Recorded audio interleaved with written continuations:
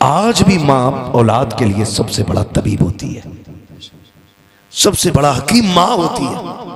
और समझने की कोशिश करें, दोनों बातें आ जाएंगी। बहुत बड़ा नाम तारीख में सरकार उवैस करनी का है। इतना बड़ा नाम कि आपको खैरुत ताबईन कहा गया है। हाँ, ऐसा आशिक खुदा की कसम मिल ही नहीं सकता, नजर ही नहीं आता ऐसा आशिक। एक दिन मेरा नबी मिंबर पे आया, फरमाया सहाबा मेरा एक गुलाम है, नाम उवैस है, करन का रहने वाला है, लेकिन रब उससे प्यार करता है, वो रब से प्यार करता है। और रब का इतना प्यारा है कि वो जब वो कुछ ठान लेता है तो रब को मनवा लेता है। ये मेरे नबी ने बात की है, मेरे नबी ने बात की है। या रसूल अल्लाह कौन है? का मेरा चाहने वाला है। हुजूर आपसे इतना प्यार करता, कभी आया नहीं? मेरे नबी ने फरमाया मजबूरी है उसके आगे, उसके घर में माजूर माँ है। माजूर कैसी? उसको दिखता नहीं है और वो उसे छोड़ नहीं सकता है। वो माँ को नहीं छोड़ सकता, माँ उसे नहीं छोड़ सकती। वो मुझसे बड़ा प्यार करता है। जानते हैं, यूं ही सरकार उवैस करनी के तस्करे नहीं हो रहे। हुजूर से इश्क इतना था कि जब कोई मदीने शरीफ से आता ना, उससे पूछते कहाँ से आया है, वो कहता हुजूर का मदीना देख के आए। फिर आप कहते फिर तो तूने मेरे महबूब को भी देखा होगा। तो वो कहते हाँ। कहते बता मेरे महबूब का चेहरा कैसा था?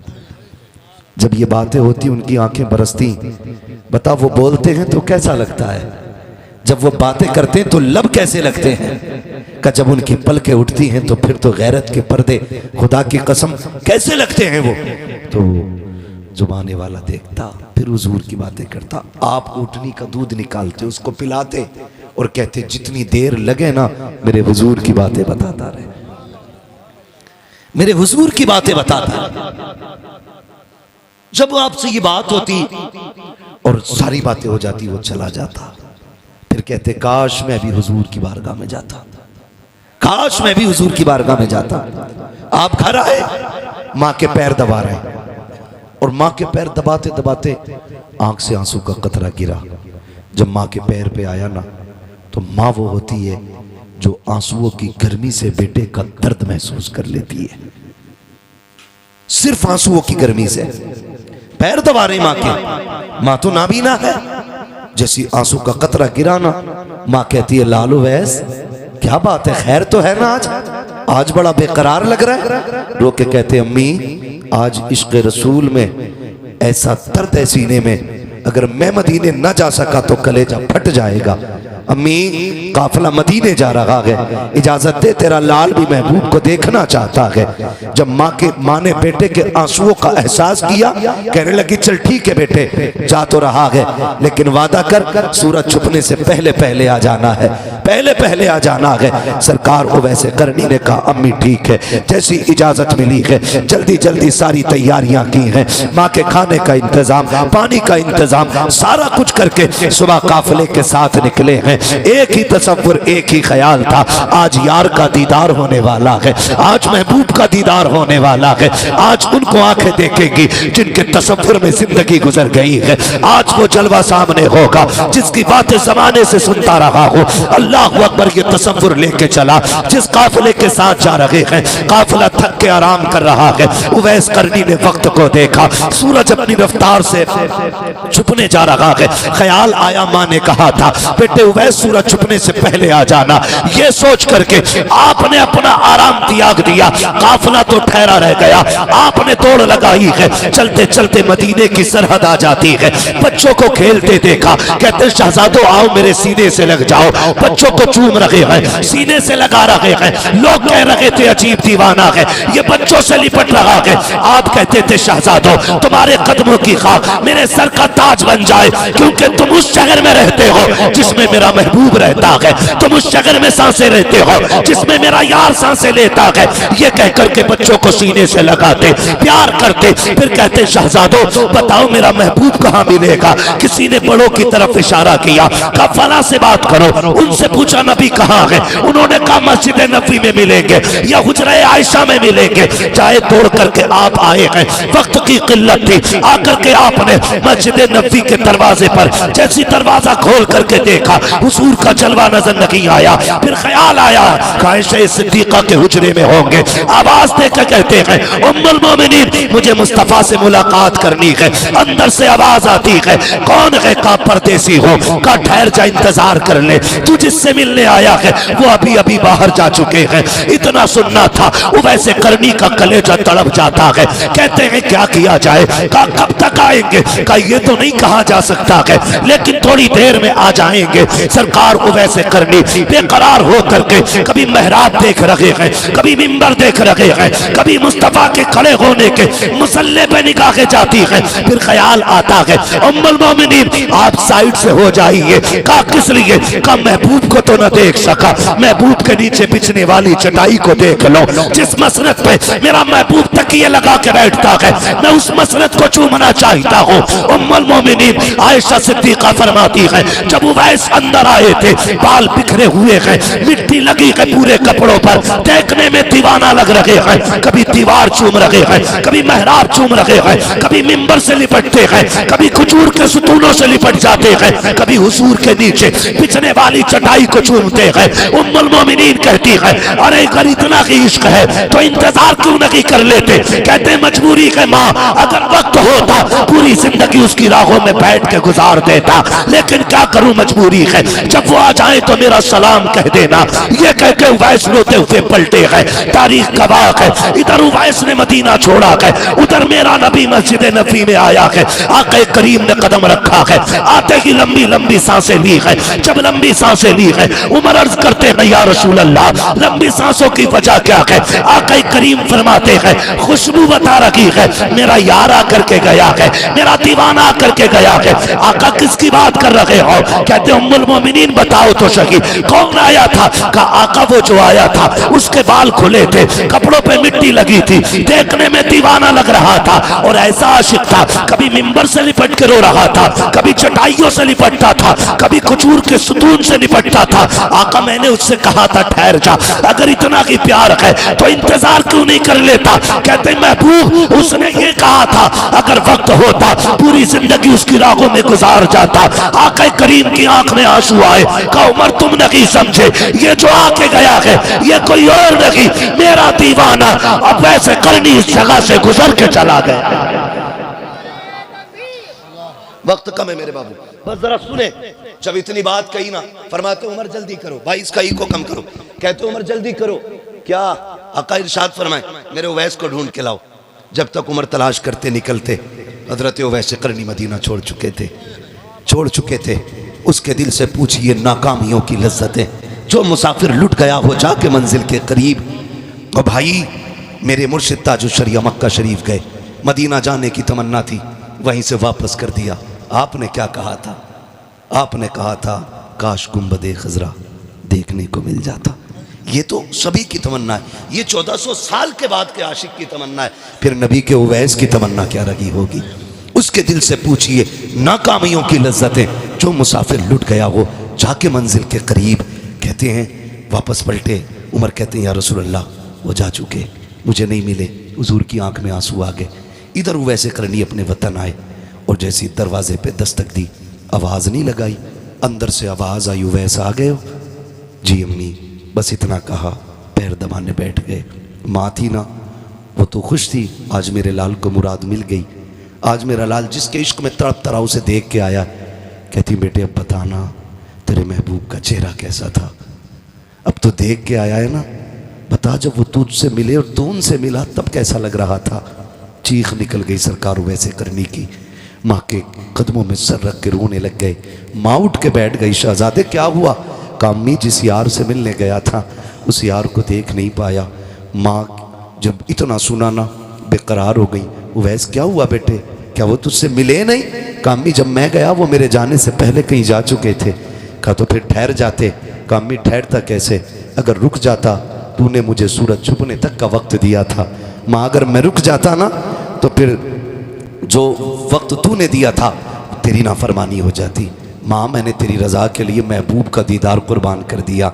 जैसे इतना कहा माँ ने ना आ मेरे करीब आ मेरे लाल, बुलाया सरकार वैसे करनी को, गोद में रखा लाल का सर और देखो माँ माँ होती है। उसके बाद आंचल उठा के कहा था मेरे मालिक तू जानता है ना मेरा उवैस तेरे महबूब को देखने गया था और इसने मेरी रजा के लिए अपनी मोहब्बत की कुर्बानी दे दी है। मालिक मैं अपने उवैस से राजी हूँ, तू भी मेरे उवैस से राजी हो जा। उवैसे करनी कहते हैं। उसके बाद माँ ने उठाया सीने से लगाया, कहा सुपोच ले लाल, सारा जमाना मदीने वाले की बातें करेगा, मदीने वाला अब मिंबर पे तेरी बातें करता रहेगा। सुभान अल्लाह सुभान अल्लाह। और ये दुनिया ने देखा। फिर मेरे नबी ने मिंबर पे खड़े होकर कहा था सहाबा तुम में से कोई उससे मुलाकात करे ना तो मेरा कुर्ता देना और उससे कहना मेरी उम्मत के लिए दुआ कर दे, मेरी उम्मत के लिए दुआ कर दे। जमील कादरी ने कहा था रब्बे हबली उम्मती कहते हुए पैदा हुए, रब ने फरमाया कि बख्शा सलातु वस्सलाम। जिंदगी की जाहिरी आखिरी सांस तक मेरे नबी को उम्मत का गम सताता रहा। फिर भी ना कोई मिले ना उससे कहना मेरी उम्मत के लिए दुआ कर दे। हुजूर कौन सी, कहना कि बस इतना कह दे अल्लाह मेरी उम्मत को बख्श दे, मेरी उम्मत को बख्श दे।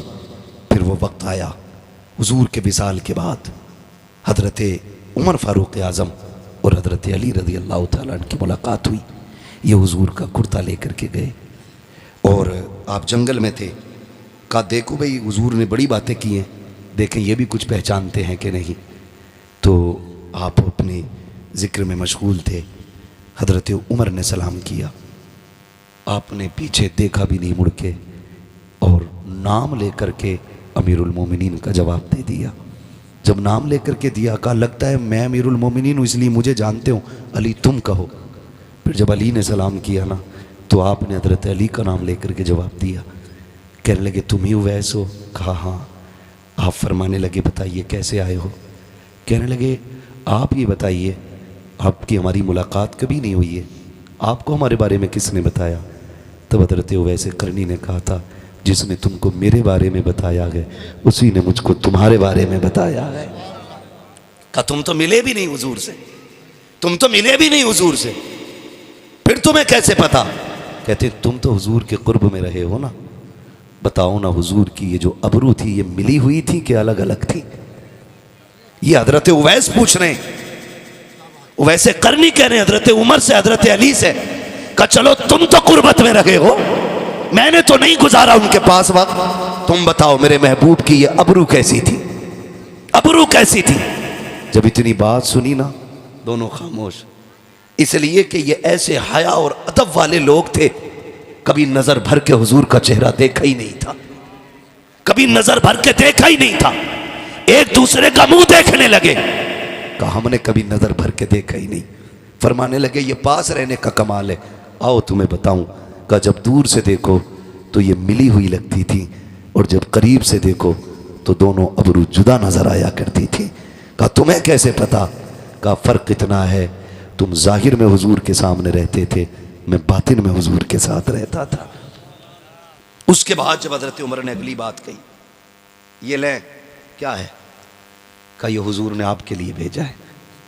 बस खुदा की कसम फिर मंजर ही अलग था। उसको सर पे रखा, कहने लगे मेरे लिए? जी आपके लिए। आंखों में आंसू आ गए। और कुछ भी कहा मेरे नबी ने? कहा मेरे उवैस से कह देना वो मेरी उम्मत के लिए दुआ कर दे। कहते फिर कहो क्या कहा? मेरे उवैस से कह देना मेरी उम्मत के लिए दुआ कर दे। हाँ मेरे उवैस से कह देना मेरी उम्मत के लिए दुआ कर दे। उवैस करनी की चीख निकल गई, मैं और मेरी औकात इतनी कि वो अपना कह के आवाज दे रहे हैं। कहा चाहिए क्या? कहा हुजूर ने उम्मत की दुआ की दरखास्त की कि कह दे मेरी तरफ से मेरी उम्मत के लिए दुआ कर दे। खुदा की कसम तारीख गवाह है, वैसे करनी ने जुब्बा जो है रखा जमीन पे, सजदे में आ गए, कहते हैं अल्लाह मेरे महबूब की उम्मत को बख्श दे, उम्मत को बख्श दे। आवाज आती है उवैस प्यारे महबूब का दिया हुआ तोहफा तो पहन ले, हम वादा करते हैं बनु कलाब की बकरियों के बालों के बराबर तेरे महबूब की उम्मत बख्शेंगे। कहते नहीं मालिक, मैं अब भी राजी नहीं हूं, मैं जुब्बा तब पहनूंगा जब तू और उम्मत बख्शेगा। आवाज आती है आधी उम्मत बख्श दी है, अब तो पहन ले। कहते मालिक और बख्श। आवाज आती है उवैस सर उठा ले, आधी उम्मत तेरी दुआ से बख्शेंगे, आधी उम्मत अब्दुल कादिर जीलानी की दुआ से बख्शी जाए। अल्लाह हुआ अर्ज करते मालिक ये अब्दुल कादिर कौन है? आवाज आती मेरी महबूब की उम्मत में शहजादा पैदा होगा। जिस तरह नबियों में मैंने महबूब को कमाल बख्शा है, उसी तरह मैंने वलियों में अब्दुल कादिर जिलानी को कमाल बख्शा है। आधी उम्मत तेरी दुआ से, आधी अब्दुल कादिर की दुआ से बख्शी जाएगी। मुकद्दर के धनी हैं हम लोग, किस्मत वाले हैं कि हमें सरकार बगदाद का दामन मिला है। आज भी ना बरेली शरीफ से यही आवाज़ आती है, कादरी कर, कादरी रख, कादरियों में उठा, कदर अब्दुल कादिर कुदरत नुमा के वास्ते। पूरी ज़िंदगी सरकार बगदाद की आप पढ़ लें, वो मेरे नबी के जमाल का मज़हर भी हैं, कमाल का मज़हर भी है। जमाल का मज़हर खुदा की कसम बेहद खूबरू, कमाल का मज़हर हुजूर आए, आते ही हुजूर ने सजदा किया, गौसे पाक आए, आते ही गौसे पाक ने रोज़ा रखा, रोज़ा रखा। हुजूर ने आते ही सजदा किया, सरकार गौसे पाक ने आते ही रोज़ा रखा। ये हुजूर के कमाल के मज़हर। और फिर आदतें देखें, आता है फ़कीरों पे उन्हें प्यार कुछ ऐसा, खुद भीख दें और ख़ुद कहीं मंगते का भला वो। माफ़ कीजिएगा आज हमारे रवैये बड़े अलग हैं। हम ना ज़कात भी रमज़ान की देते ना, ज़कात तो वो भी कैमरे के सामने ला के देते, जबकि वो हमारा नहीं है। ज़कात हमारा नहीं है, माल वो अल्लाह का जो हमने निकाला है, तो उसको दिखाने का तो कोई हक़ ही आपको नहीं पहुंचता। हम ज़कात भी दिखा के देते हैं। बगदाद वाले की ज़िंदगी पढ़ें, हमेशा दूसरों के काम आते रहना, यही बगदाद वाले के चाहने वालों की पहचान होनी चाहिए, पहचान होनी चाहिए, सीधी सी बात है। सरकार बगदाद रज़ी अल्लाह ताला, आप कहीं जा रहे हैं, दरियाए नील आपको पार करना था, आपने देखा एक शख्स ना खड़ा हुआ किनारे पे रो रहा है, किनारे पे खड़ा रो रहा है। आपने पूछा बात क्या है? उसने कहा हुजूर दरिया पार करना था, किराया नहीं है और ना कश्ती वाले ने ना मार के भगा दिया। आपने वहीं खड़े खड़े शागिर्द को हुक्म दिया, कहा मेरी दरसगाह में सोने के सिक्कों की थैली रखी है, वो उठा के ला। शागिर्द गया, ला के थैली दी, हुजूर ये ले। आपने वो ली, कश्ती वाले को दी कि ये ले। उसने कहा हुजूर ये किस चीज़ की? फरमाने लगे इस गरीब को तूने इसलिए दरिया पार नहीं कराया कि इसके पास किराया नहीं था, ये सारे ही रख ले। आज के बाद कोई भी गरीब आए ना, उससे किराया ना मांगना, उसे अब्दुल कादिर के पैसे से दरिया पार कराते रहना। ये उन लोगों के लिए जिन्हें हम ये कहें कि उनके लिए अजनबी, जिनसे खून का रिश्ता नहीं, उनके लिए इतनी मेहरबानी। आज ना 11वीं तो हम करते हैं, बुरा मत मानना, 11वीं तो हम करते हैं, लेकिन 11वीं पे सिर्फ हमारा ही हक होता है और किसी का नहीं। हम 1100 रुपए का जर्दा बनाएंगे लेकिन सिर्फ खुद ही खा लेंगे।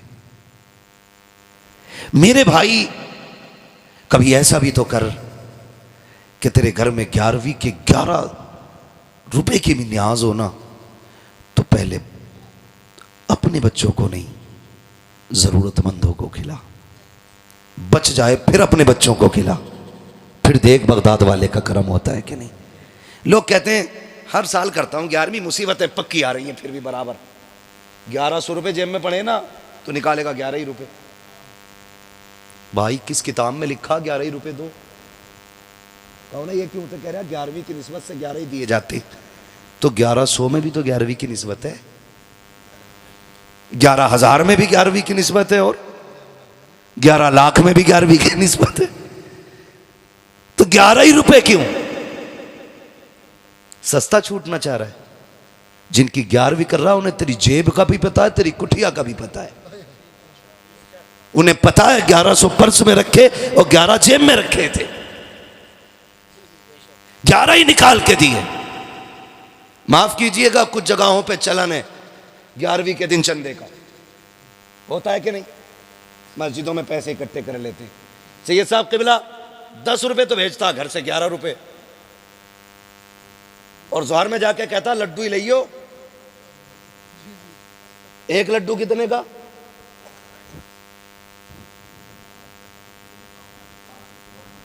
कम से कम 5 रुपए का एक लड्डू। इतने छोटे छोटे छोटे सारे सैंपल मस्जिद के गेट पे। रुपए दिए 10 11 और लेने बच्चे आगे 5, छठा अब्बा। और फिर कह रहे अच्छा 11वीं के पैसे मान लिए, लड्डू पूरे नहीं पड़े।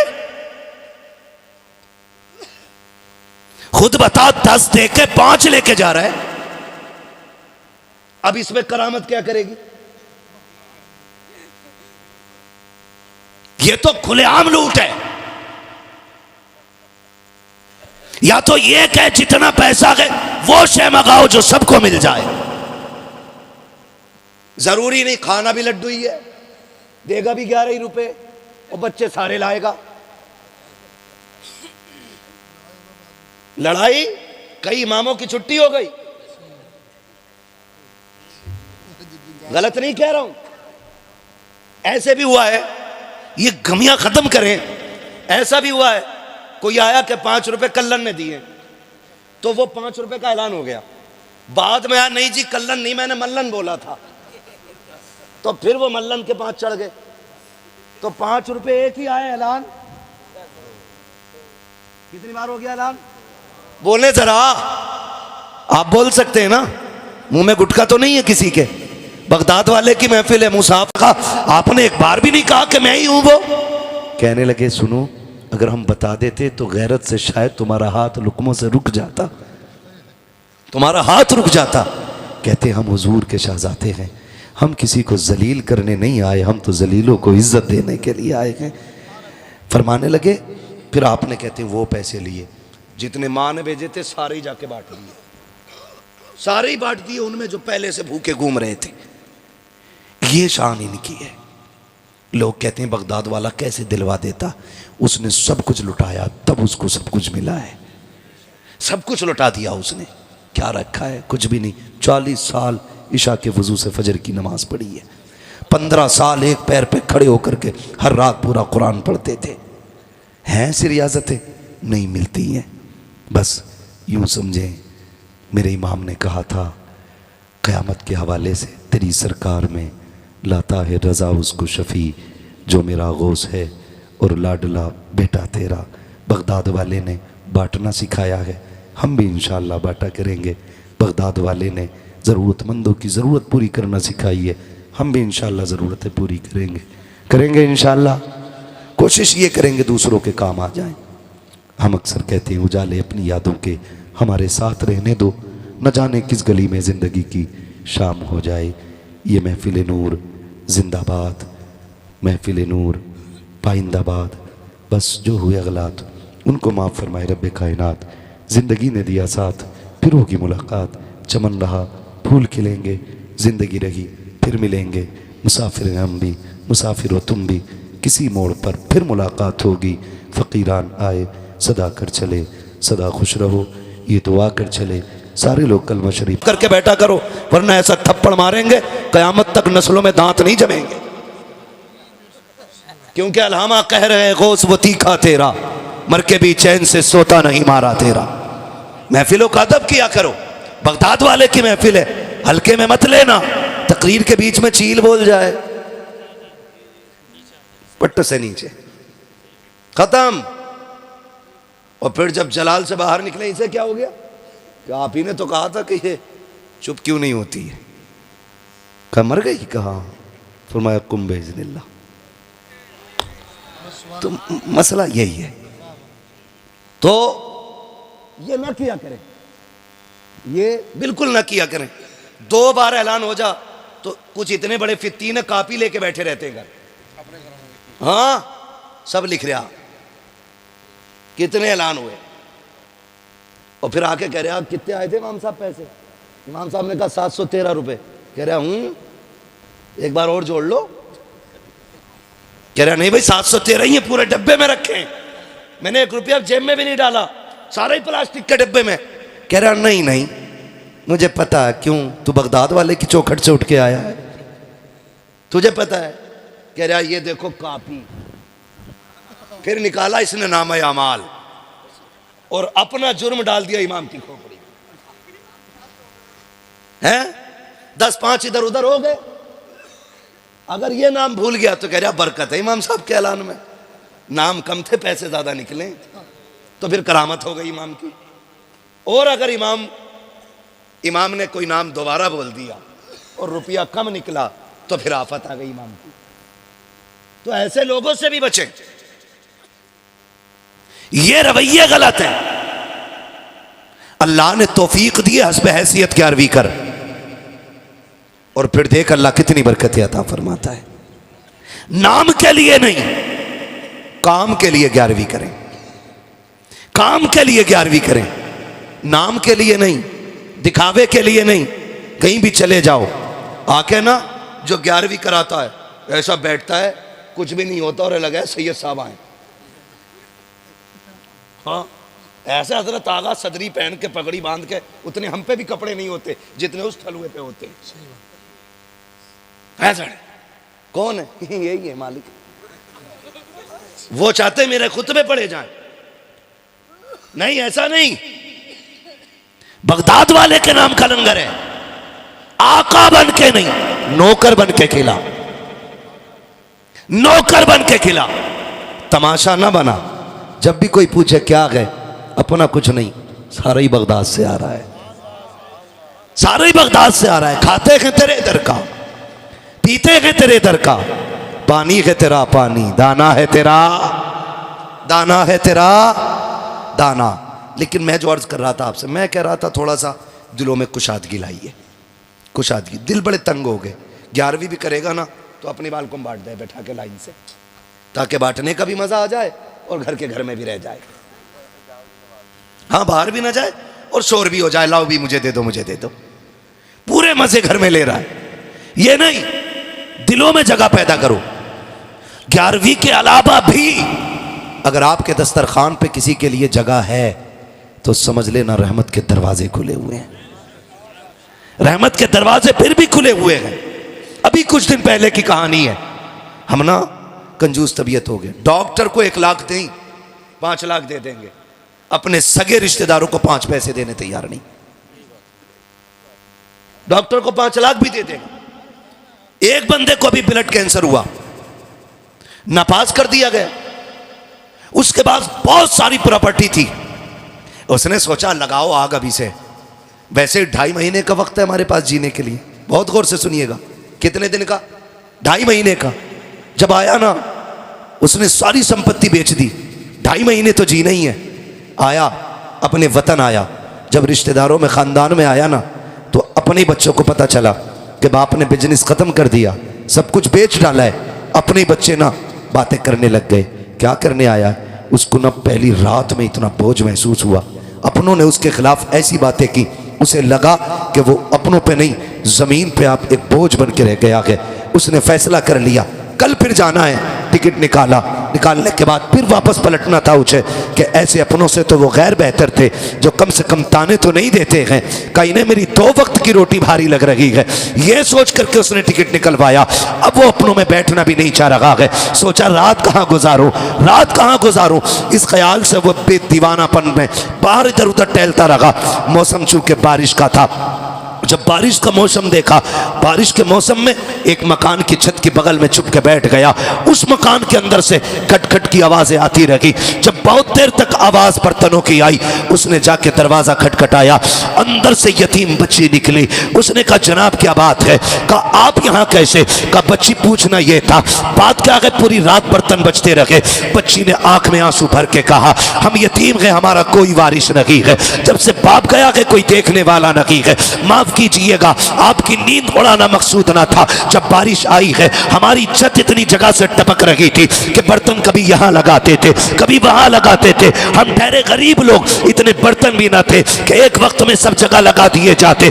बच्ची ने रो के इतना कहा, उसको ख्याल आया, जब नजर उठा के देखा, वो बच्ची कोई और नहीं, उसकी अपनी सगी भांजी थी। रात के सन्नाटे में सगी भांजी को उसने देखा, पहचान तो यूं नहीं पाया था क्योंकि बरसों से परदेश काटा था, कभी अपनों में आने की फुर्सत नहीं मिली थी। फिर ख्याल आया सगी भांजी है, कोई सर पे साया नहीं है। उसने बहन के घर आने की इजाजत मांगी, अंदर गया, घर टपक रहा है। उसको ख्याल आया 2.5 महीने की जिंदगी है, इतनी दौलत का क्या करूंगा, क्यों ना ये काम किया जाए, कम से कम अपनों के लिए ये मकान बना जाऊं। ये सोच करके उसने अगले दिन बुलाया तामीर करने वालों को, मेहमान बुलाए गए और उसने कहा काम रुकना नहीं चाहिए, मेरे पास 2.5 महीने का वक्त है, उससे पहले पहले मेरी बेवा बहन का मकान बन जाना चाहिए, यतीम भांजियों का इंतजाम हो जाना चाहिए। तारीख कबाक है, 2.5 महीने का वक्त डॉक्टरों ने दिया है, दिनों रात काम चलता रहा। 6 महीने हो गए, मौत नहीं आई है, जिंदगी बेहतर होती जा रही है, काम भी बंद नहीं हो रहा है। जब 7 महीने गुजर गए, ख्याल आया कुछ पैसा परदेश में रह गया था, वो भी लेके आ जाता हो ताकि अपनों पे लगा दूं। जब वतन से बेवतन हुआ, परदेश गया, डॉक्टर से मुलाकात हुई, कहा यार तू जिंदा कैसे है, तू तो लास्ट स्टेज पे था, तुझे मर जाना चाहिए था। उसने कहा क्या कह रहे हो, कहा हाँ 2.5 महीने से ज्यादा तेरी जिंदगी नहीं है। कहा मैं कल भी ठीक था, आज भी ठीक हूं। जब चेकअप किया गया कोई बीमारी नहीं थी। कहा कौन से दवा की है, उसने कहा तुम्हारा इलाज दुनिया के तबीब करते हैं, हमारा इलाज रब के हबीब ने कर डाला।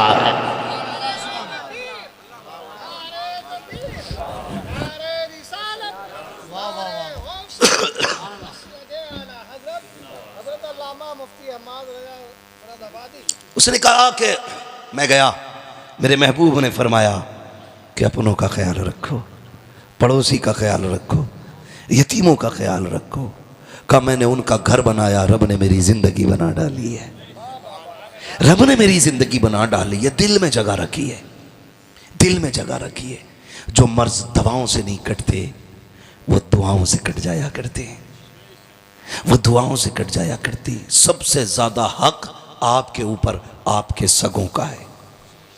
आप अपने सगों से फारिग हों तो फिर आप खानदान में आए, खानदान से फारिग हों फिर आप पड़ोस में आए, पड़ोस से फारिग हों फिर बस्ती में आए, बस्ती से फारिग हों फिर शहर जाएं, शहर से फारिग हों फिर आप पूरे डिस्ट्रिक्ट लेवल पे आप काम करें, उससे भी फारिग हो जाए, सूबा लेवल पे, फिर मुल्क लेवल पे, फिर वर्ल्ड लेवल पर है। मगर नतीजा कुछ और है, अपनों को लात मारनी है और तमाशा बना के गरीब ढूंढ ढूंढ के ला के बांटा जाता है।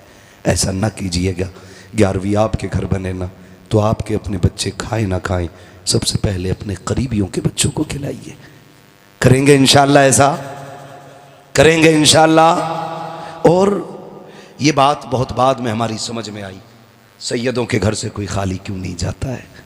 ये शान करीमों की लजपाल घराना है, ये नस्ल करीमों की लजपाल घराना है।